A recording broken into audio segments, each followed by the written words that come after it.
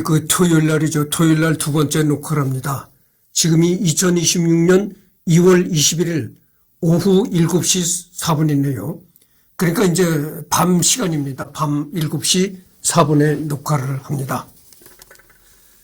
여기부터 할 차례죠. 그래서 지금 하고 있는 부분이 어떤 부분이냐면은, 제갈량의 제갈량의 업적 부분을 하는 겁니다. 그래서 제갈량은 이제 군사적으로도 이렇게 업적이 있다, 이런 얘기죠. 그래서 여기서부터 하도록 하겠습니다.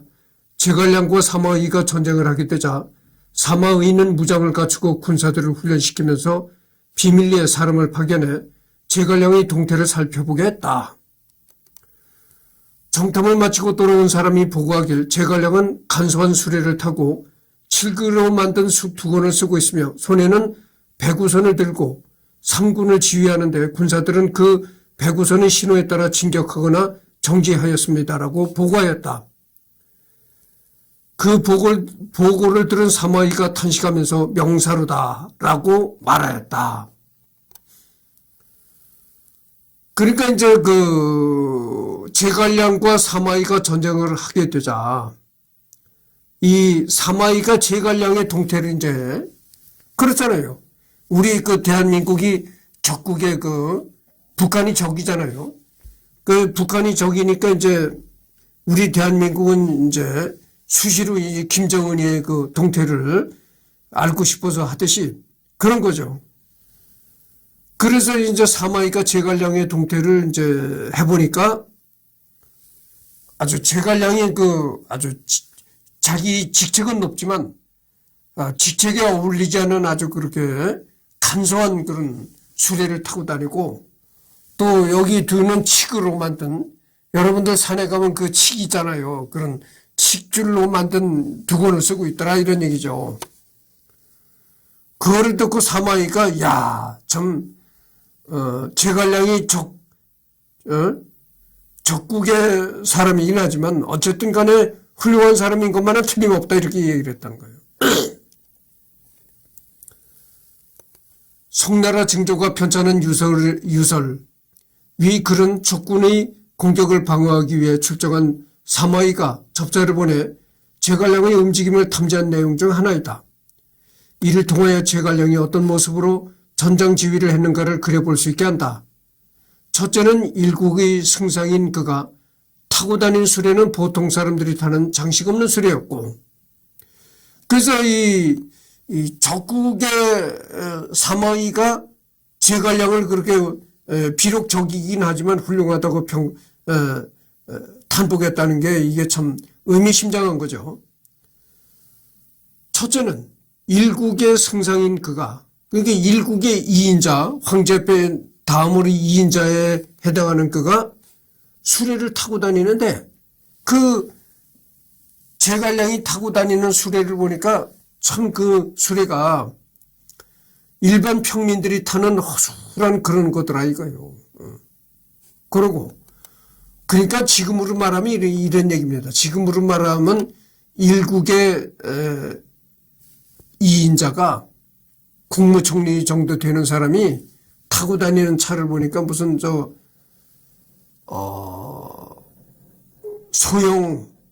소형차 그런 걸 타고 다닌다 이렇게 모닝 그렇게 볼 수가 있는 거예요. 머리에 쓴 것은 가난한 선비들이 쓴 갈건이었다. 이로써 그가 어느 정도 여러분들 지금 전기밥솥에다가 밥을 지금 하고 있는 중이라 지금 부글부글 끓는 중이거든요. 그러니까 그런 잡음이 들어가도 이해하시기 바랍니다. 지금 한참 끓어오르고 있어요. 그래서 부글부글 되는 소리가 잡음이 들어갈 수 있을 것입니다. 이로써 그가 어느 정도 검소했는가를 알게 한다. 둘째는 배구선을 갖고 군사들을 지휘하였던 것을 알 수 있다. 배구선은 흰깃털로 만든 부채이다. 흰깃털로 만든 그 부채를 가지고 병사들을 지휘하더라 이런 얘기예요. 이것은 멋을 내기 위한 사치품으로 오해할 수도 있으나 흰색은 불빛이 없는 야간에도 잘 보이기 때문에 주야 겸용하기 위해 선택했던 지휘기구란 것을 알 수 있다.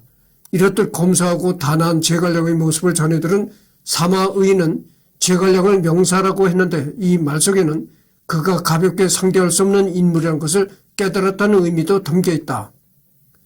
위 글을 통하여 진엽의 백수보는 진법을 운용하기 위한 도구라는 것을 알게 한다. 다만 백우선 대신 흰색 깃발을 사용한 것이다. 이와 유사한 내용은 동진의 지인소설 어림, 송나라 정대창이 지은 연번노, 왕응린이 쓴 옥회, 명나라 조학전이 지은 촉중광기 등 여러 문헌에서 찾아볼 수 있다. 진나라 때는 오직 진엽과 마룡이 제갈량의 옛 진법 한두 가지를 사용했을 뿐이다. 마룡은 3,000명을 모병하여 서량을 평정해 그의 공적이 널리 드러났으나 진엽에 대한 일은 찾아볼 수 없었다. 그러나 그는 교표치라는 군대의 한 가지 기물만 사용했을 뿐인데도 여러 차례 혼란을 수습하였다. 부대 간의 다툼이 일어나 도성의 궁궐이 포위당하는 위협을 받았으나 백비번을 한 번 휘저으니 군사들은 모두 갑옷을 풀고 싸우지 않았다. 이와 같이 그가 휴의 신호를 가지고 효력을 본 것이 여러 차례나 되는데 누가 옛날의 진법을 일러 후세에는 사용할 수 없는 것이며 군정은 일상생활이나 국정에 도움이 되지 않는다고 말할 수 있겠는가?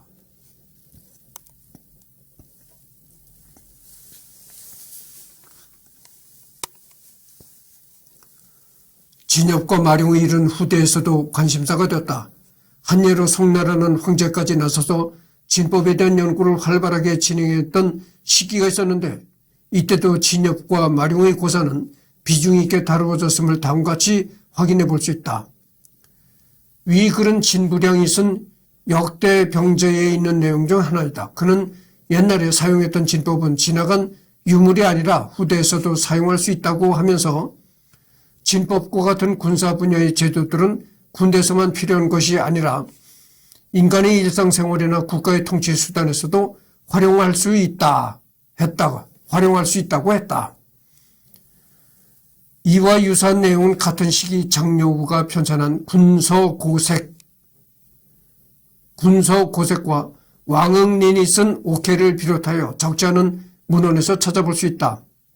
참고로 송나라 시절은 송사 예문지에 남아있는 제갈량집 14권과 제갈량 행병법 5권, 무팔진도 1권 등이 남아있는 것이 확인되는 등 제갈량의 병법에 대해서 현대보다 더 잘할 수 있는 시기였다.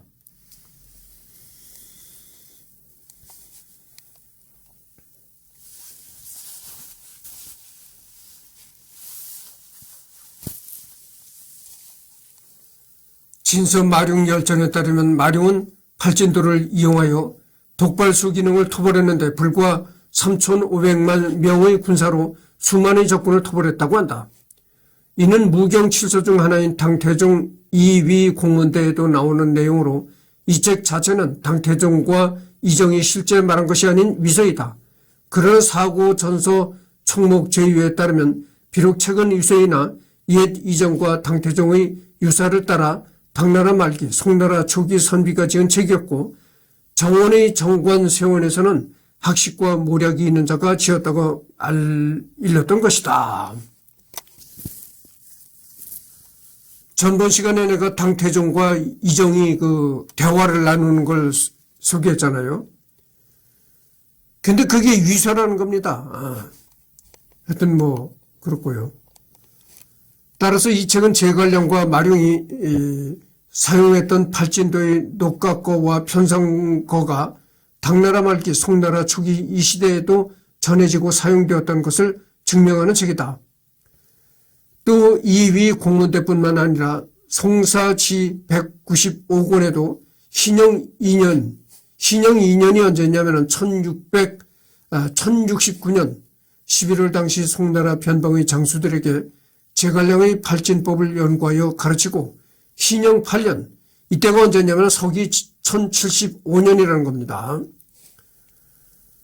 2월 당시 황제인 신종이 신하 장성일과 이헌과 함께 이정이 제갈량의 병법인 팔진을 이어 육화진을 만들었다고 말하는 게 나온다. 참고로 이위 공문대가 무경칠서로 국가에 의해 퍼진 것은 신형 다음 연호인 원풍 연간인 원풍 7년 8월로 즉 이위 공문대가 유명해지기 이전부터 제갈량의 발진은 잘 알려져 있었으며 육화진은 발진을 바탕으로 했다고 알려져 있었던 것이다.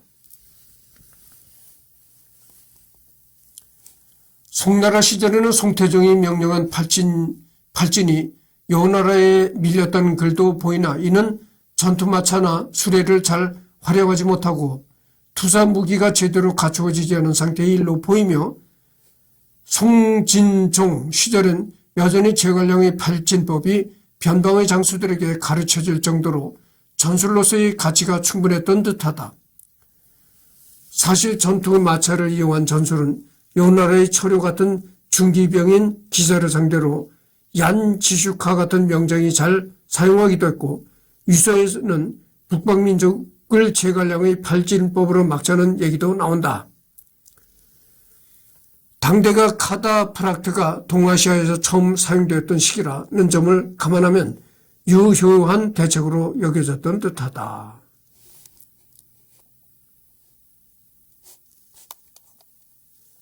이것은 제갈량 사후 그의 전략 전술을 사마씨가 연구하고 전성한 결과인 듯 싶다. 일례로 사마이가 죽은 제갈량의 진체를 둘러보고 그를 기자라 칭찬한 것도 그렇고 사마소와 사마염이 근위대장 진nhập을 시켜 제갈량의 진법을 훈련시키게 했다는 기록을 감안하면 서진에서 군부 내지 국가 단위로 제갈량에 대해서 연구하고 있었을 가능성이 높다. 제갈량은 적국의 최고 군사령관이었음을 감안하면 이해 못할 것은 아니다. 또 송사지 195권에 따르면 당나라의 명장 이정은 제갈량의 발진법을 바탕으로 육화전을 만들었고 송신종 때는 송나라의 변경의 장수들이 발진법을 배워 임기응변으로 삼았다고 하니 이로써 제갈량의 발진도는 촉간 시기부터 서진을 거쳐 당송 왕조에 이르기까지 유전되고 발전되었음을 알 수가 있다. 그래서 이걸 보면 제갈량이 만든 발진법, 발진병법 이런 것이 얼마나 후대까지 막대한 영향을 미쳤는가 알 수 있는 겁니다. 이위 공문대와 진서, 마룡열전에 따르면 발진도는 편성고를 운영하고 넓은 땅에선 녹각고를 운영하며 좁은 땅에선 규범대로 수레 위에 몫을 올리는 방식으로 운영되었다고 한다. 편성고는 제갈 발진도 중 치중차의 가죽을 덧씌워 공방일체로 쓴 거몽진법을 응용한 듯 싶다. 또 마룡이 사견의 활을 당길 수 있는 사람과 구석의 노를 당길 수 있는 사람을 모집하면서 시험을 치렀다는 부분이 있고 이는 제갈량이 연노를 만들어 힘센 병절 3,000명을 뽑아 연노사로 삼았던 기록과 매우 유사한데 이에 따르면 발진도는 투사 무기를 중시한 것으로 보인다. 수일기와 심리전을 바탕으로 한 회전, 야전, 퇴각전의 대가 5번의 북벌에서 목적을 달성하지 못하고 사망하여 군사 능력이 평가절하 당하는 면이 있지만 그는 회전과 야전에서 불패 신화를 가지고 있다. 제갈량의 북벌 당시 사마의 장합, 곽회, 비호 등은 모두 제갈량을 상대로 한 야전에서 패배했으며 장합은 아예 목문에서 전사했다. 그나마 진창에서 20일 농성한 학소가 제갈량에게 한 방 먹였다고 할 만한 유일한 사례였다. 제갈량이 군사 지휘관으로서도 매우 능력이 뛰어났다는 것을 보여주는 대목이다.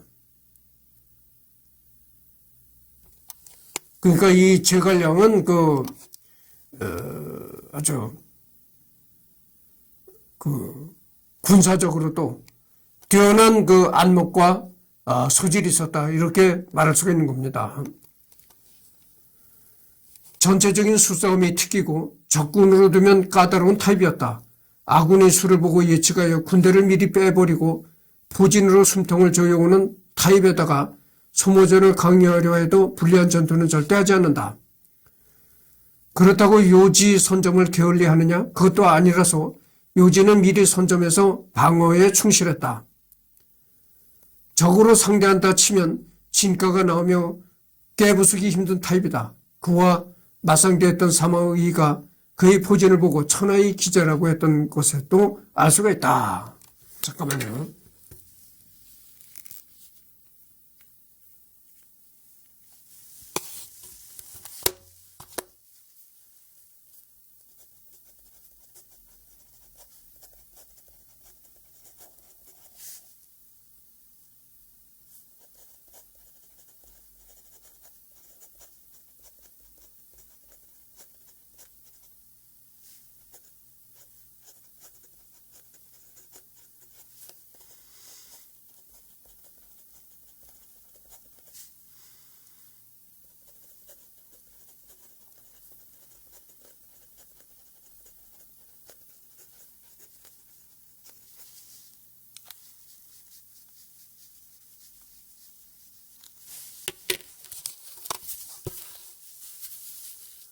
연예에서도 화궁이 워낙 인상적이라 잊기 쉽지만 제갈량이 매우 즐겨 쓴 전설이 거짓 퇴각이다. 상대에게 심리적 빈틈을 만들어 아군이 유리한 상황으로 끌어들인 다음에 단번에 깨뜨리곤 했다. 공성지계의 고사가 있듯이 제갈량은 상대의 심리를 읽고 함정을 파는 기만 전술에 매우 능하였다. 퇴각 연계에서 단번에 공세로 바꾸는 전술을 자주 썼다는 것은 그가 부대 배치와 기동, 공격 시점을 포착하는 능력이 매우 뛰어났던 것을 반증한다.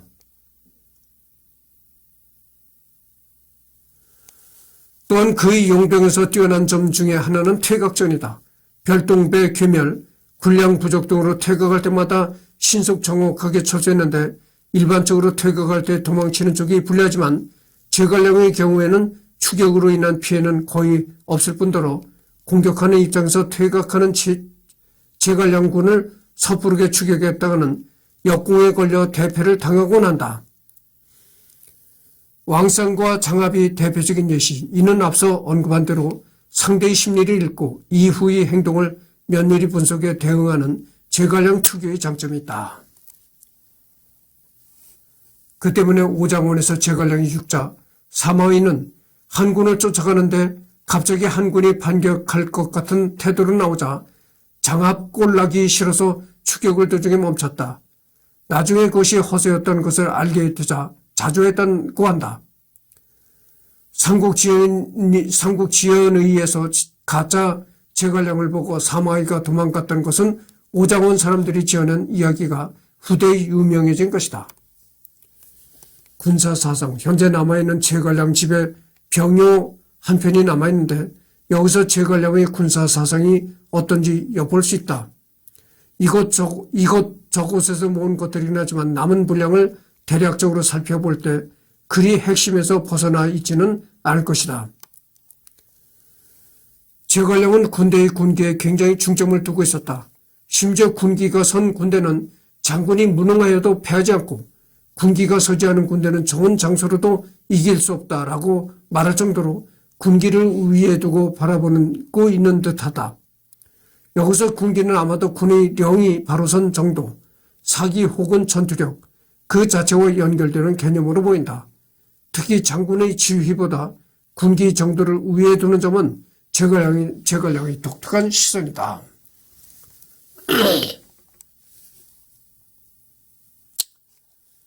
그가 군사를 다루고 군대를 통솔할 때 대우가 질서 정연하고 상벌이 엄숙하고 밝았다라고 한다. 이런 엄격한 군시와 고양된 사기는 하루아침에 가능한 것이 아니며 장기간에 걸친 교육과 훈련의 결과다. 제갈량은 엄격하고 공정한 군의 기율만이 부대의 작전 능력을 높일 수 있다고 생각했다.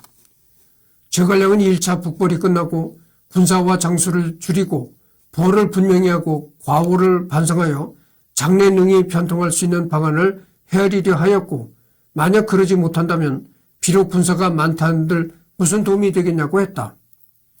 이에 작은 공로를 살피며 장렬함을 선별하고 허물을 자신이 책임으로 돌려 실수한 바를 천하에 포고하고 무기를 날카롭게 깔고 무예를 강습하며 뒷날을 도모하니 병사들은 간결하게 정련되고 백성들은 그 패배를 잊을 수 있었다. 즉 촉한군을 정의한 강군으로 육성했다는 것이다.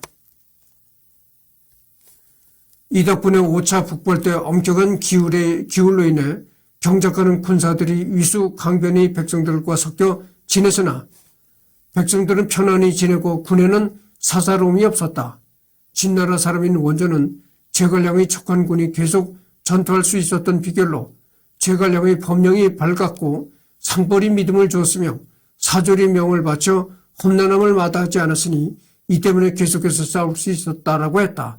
원존이 져서 원자에 따르면 제갈량이 평소 군사들의 무장과 무기를 상태를 언제나 최고 상태로 유지했고 진체와 병기 그 밖에 전쟁에서 쓰는 도구도 멋있고 정교하게 꾸몄다고 한다. 병사들의 사기를 최고 상태로 유지하고 백성들의 부담을 덜어주기 위한 제갈량의 수완과 배려의 일환으로 봄이 옳다. 지금 21분을 경과했네요. 그러니까 제갈량은 참 다양한 분야에서 어느 한 국가를 통치해 나가는 그런 행정적인 측면에서도 그렇고 또 이렇게 군사적인 측면에서도 그렇고 거의 모든 분야를 아주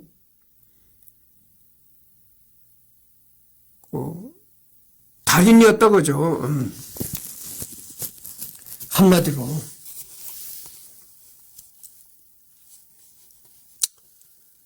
그리고 군기와 더불어 중시하는 것은 바로 적시였다. 여타 다른 병법가들도 강조한 부분이지만 군이 시기적절하게 나아갈 때 망설이지 말아야 한다는 점을 중요시하고 있다.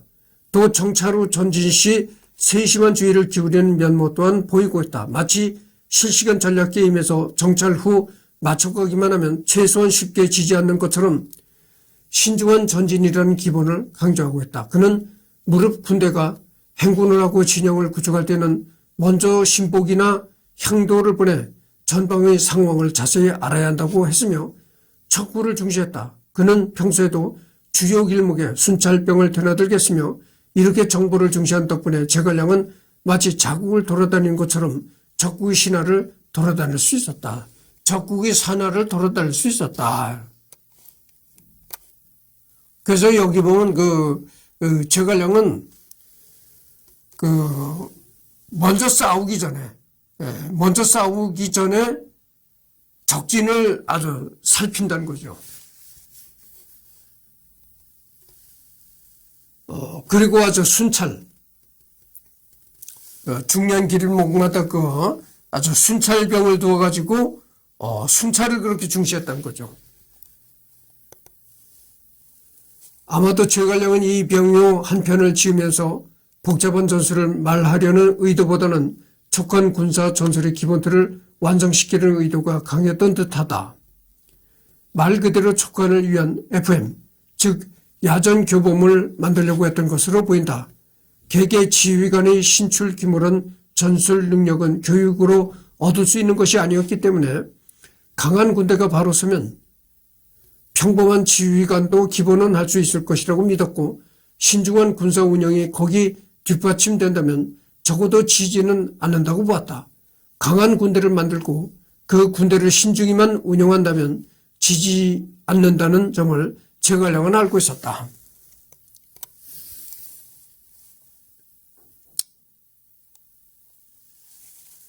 하지만 그렇다고 그가 지휘관의 역량의 중요성을 무시한 것은 아니었다.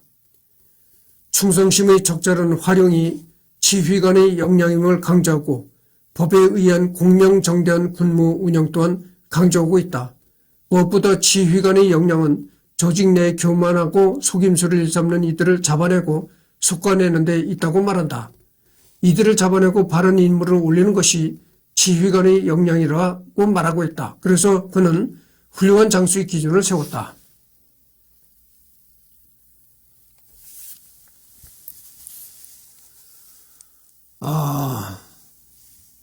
그는 고귀한 물을 잃으면 죽고 사람이 충성을 잃으면 흉하게 된다.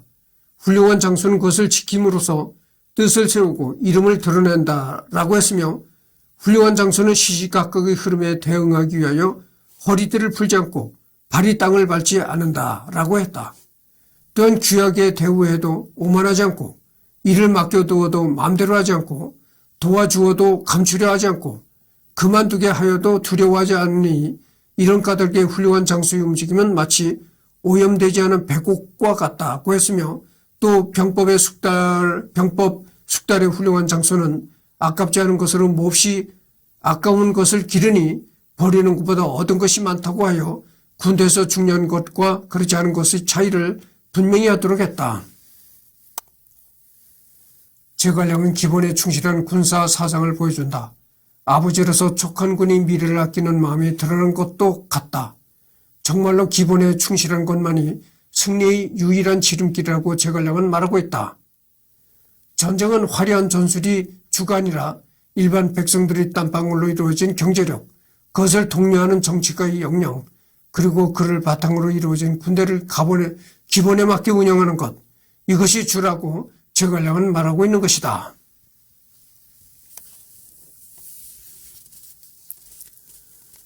훗날 등해가 촉한으로 쳐들어왔을 당시 군사 경험이 없던 제갈청을 비롯한 공신 후손들이 싸운 적이 있는데 첫 실전에서 삼면으로 몰려온 등해군을 격파하는 데 성공한 것은 이 덕분으로 보인다. 두 번째는 결국 패배하고 모두 죽었지만.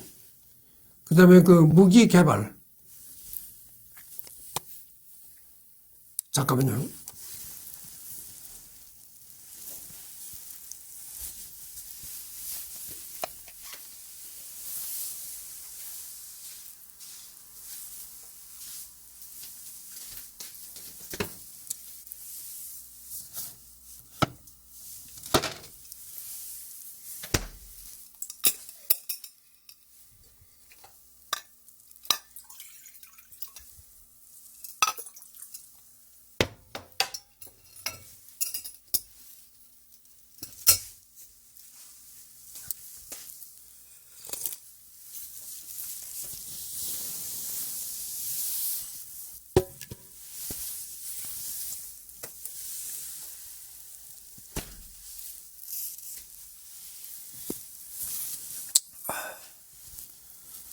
그래서 그 제갈량은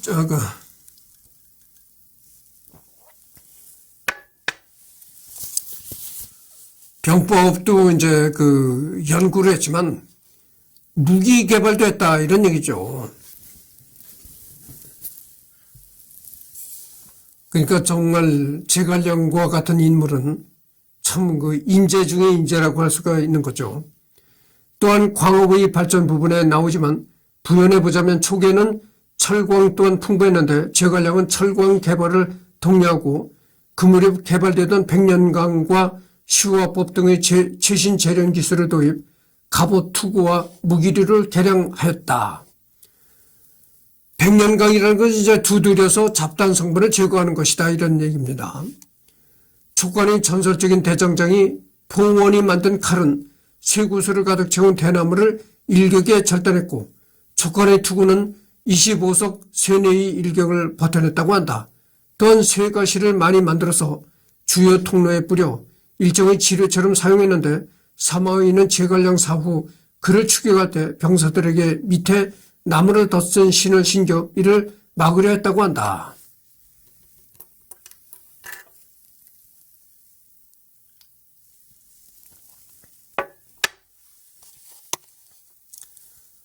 제갈량이 만들게 한 개갑은 5차례 단련을 거친 간편으로 제작한 것이었다. 당시 갑옷은 명성이 매우 높아 육조 시대까지도 정교하고 견고한 갑옷하면 제갈량이 만들었다고 전할 정도였다. 또 춘추 전국 시대부터 사용되었던 연노를 개량해서 원흉노라고 불리는 십시연노를 개발한다. 새로 화살을 만들고 화살 길이는 8,000인 한 번에 10발씩 쏘는 현대 기준으로 말하면 다연장 로켓 같은 무기에 속한다. 군사 전문가들의 고증에 따르면 팔진도의 운영은 반드시 연노와 배합되었으리라고 한다. 방금 전에도 내가 전번 시간에도 그런 얘기를 했잖아요. 그러니까 활을 한번 당겨서 쏘고 난 후에 또다시 쏘려면 그때 이제 그 간격의 시간이 필요하다 그죠. 그래서 화살을 한 번 쏘고 또 화살을 재장내서 다 이렇게 한 번을 쏘고 하려면 그 간격이 시간적인 간격이 있는데 이 제갈량이가 만들어낸 거는 뭐냐면은 한 번 장전해서 쏘잖아요. 그럼 10발이 그냥 우수수 한꺼번에 나간다는 거지. 샥샥샥 하면서 한꺼번에 나간다는 거지. 그러니까 내가 바로 전번 시간에 얘기를 했잖아요. 지금 우리나라가 만든 다연장 로켓 천무가 얼마 전에 그 노르웨이 수출했잖아요. 천무라는 게 왜 천무냐면은 그 연기가 로켓을 발사할 때 로켓탄을 발사할 때 그 천무에서 발생하는 연기가 하늘을 새까맣게 뒤덮는다. 그래서 이제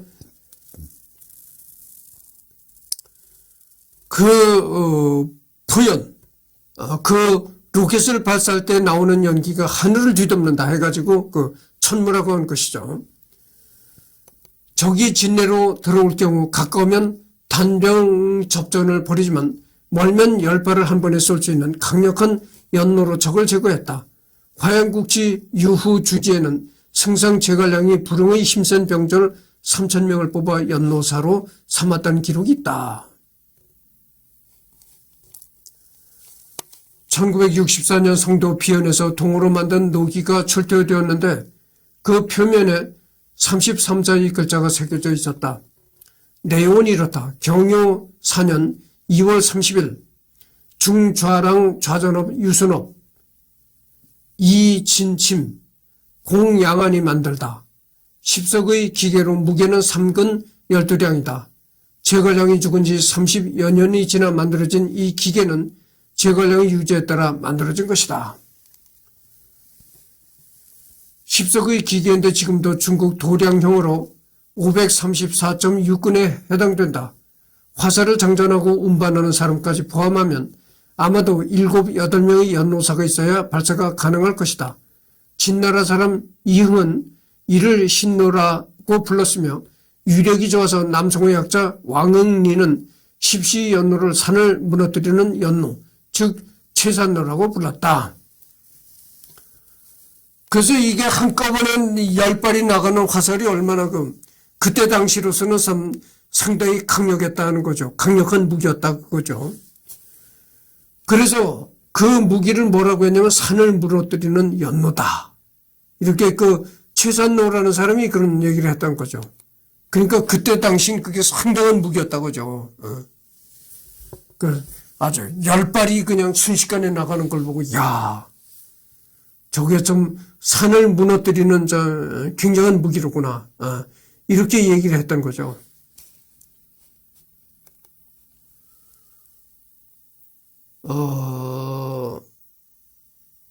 여기에 군량 수송 장비인 모구 유마를 개발해서 이주 험지의 수송 능력을 강화시켰다.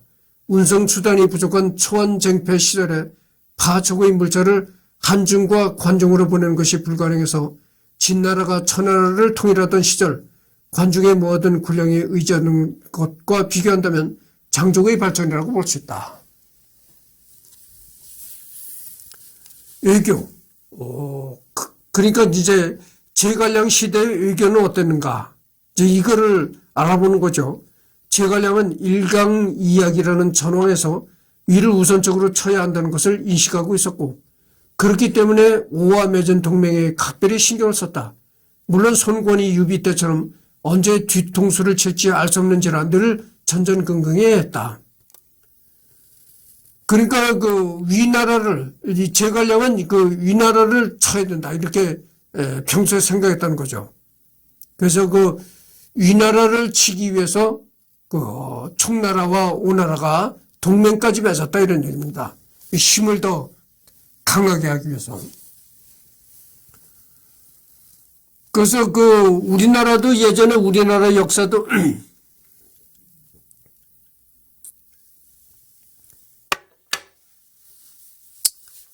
이 동맹 얘기가 나오니까 우리나라 얘기를 조금 해야 되겠습니다.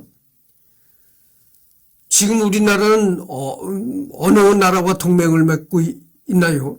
미국과 한미동맹을 맺고 있잖아요. 미국과 한미동맹을 맺고 있다고죠. 근데 여러분 그 동맹의 역사가 신라 때 말이죠. 신라 때 나당연합을 했습니다. 그러니까 신라와 중국의 당나라가 이 동맹을 맺은 것입니다.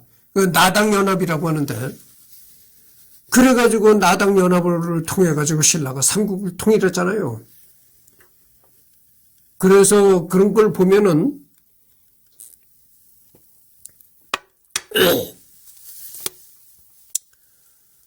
저 윗동네 김정은이는 핵만 가지고 있다 뿐이지, 핵을 빼면은 아무것도 아닙니다.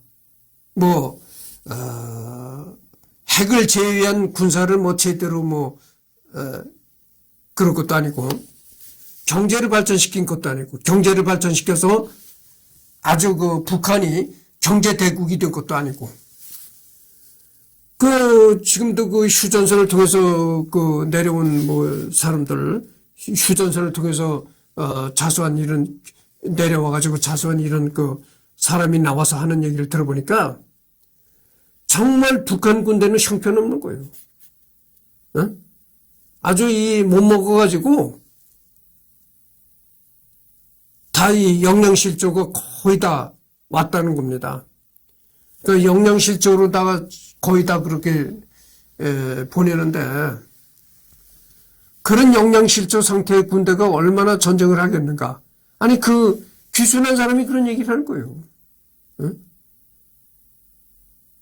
거기다가 무기도 말이죠. 무기도 형편없다는 거예요. 무기도 아주 구닥다리, 제대로 전쟁이 나면 제대로 써먹을 수 있으려는지 그런 무기들이 아직도 가지고 있다는 거예요. 그리고 병사들은 다 영양실조가 걸려있고.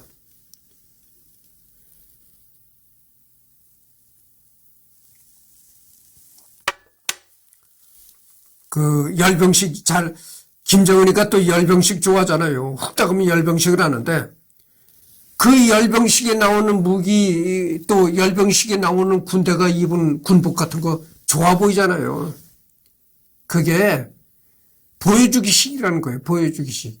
그러니까 오로지 열병식을 하기 위해서 열병식에 참가하는 군인들만 그렇게 군복을 잘 입힌 것이지, 대다수 군인들은 다 헐벗고 굶주리고 말도 못한다는 거예요.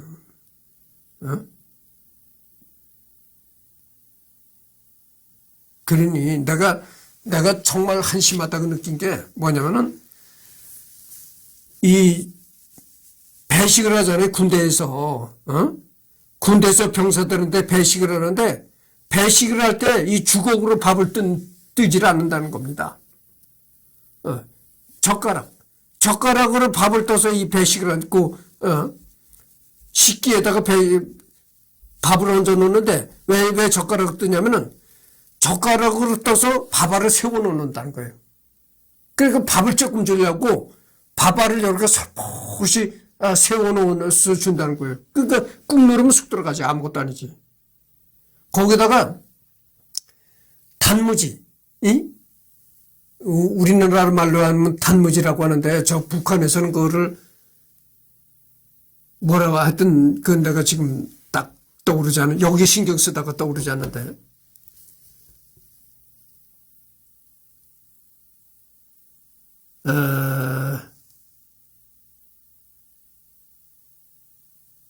염장무라고 합니다. 염장무.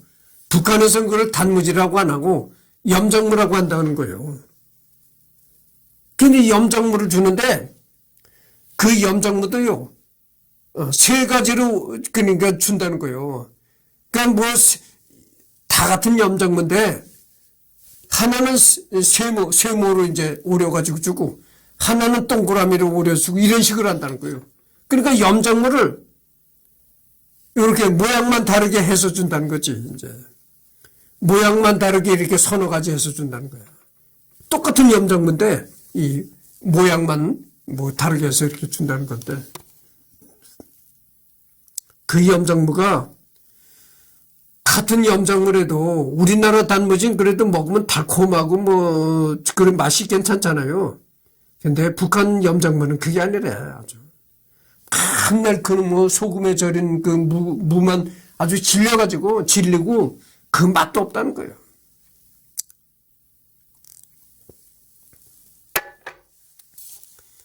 그런 군대가 어떻게 전쟁을 하겠는가? 다 영양실조고 헐벗고 굶주린 그런 군대가 도대체 어떻게 전쟁을 하겠는가? 이런 말이에요. 북한에서 내려온 사람들이 다 그렇게 얘기를 한 거예요.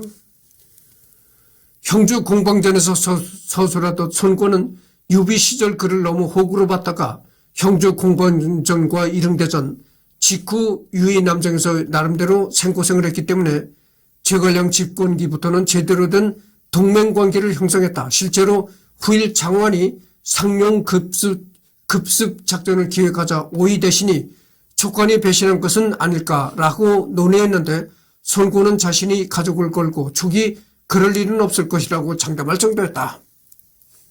제갈량은 오와 맺은 외교를 위해 사신을 보낼 때도 신경을 썼으므로 오에서 찬탄을 들었다고 한다. 제갈량이 선정 파견한 등지, 진진, 비의 등은 모두 외교관으로서 그 역할을 훌륭히 수행했다. 특히 동지와 비의는 손권에게 높은 평가를 받기도 했다. 또 외교 전략문 절맹 호의를 작성해 외교의 명분과 신뢰의 조화를 추구하며 국교를 성공적으로 수립했다. 여기까지 하고 끝내겠습니다. 지금 42분은 경과했거든요. 그래서 내일이 일요일 나니까 내일 이민족 연계는 내일 하도록 하겠습니다. 그리고 내가 방금 전에 얘기를 하다가 빠뜨렸는데 나당 연합을 해서 신라가 삼국통일을 했다고 내가 얘기를 했잖아요. 그래서 이 다른 나라와 동맹을 맺는다는 게 그렇게 중요한 겁니다. 다른 나라와 해서 이 동맹을 맺게 되면 힘이 배가가 되는 거예요. 그렇기 때문에 굉장히 중요한 건데 그래서 그 신라가 나당 연합을 통해서 삼국을 통일했다. 이랬는데 지금 우리는 이제 북한의 김정은이가 점점 이제 경제적으로 형편없이 돼가고 있는데 그래서 우리는 한국과 미국이 이렇게 동맹을 맺었잖아요. 동맹을 맺어가지고 결국은 뭐 통일까지 한다면 정말 좋겠죠. 그러나 어쨌든 간에 하여튼 그런 경우가 있습니다. 그래서 이 제갈량도 이 동맹을 맺었다는 얘기가 나오길래 또 우리나라 신라 때까지 얘기를 했는데 그 신라 때 나당 동맹을 맺었다는 거는 그래가지고 삼국 통일을 했다는 거는 지금 우리는 이 대한민국이 깊이 마음속으로 새겨야 할 그런 역사적인 사실이라고 봅니다. 그래서 우리는 한미동맹을 더욱더 이렇게 굳건히 해나가야 되겠죠. 그래서 43분이 지났습니다.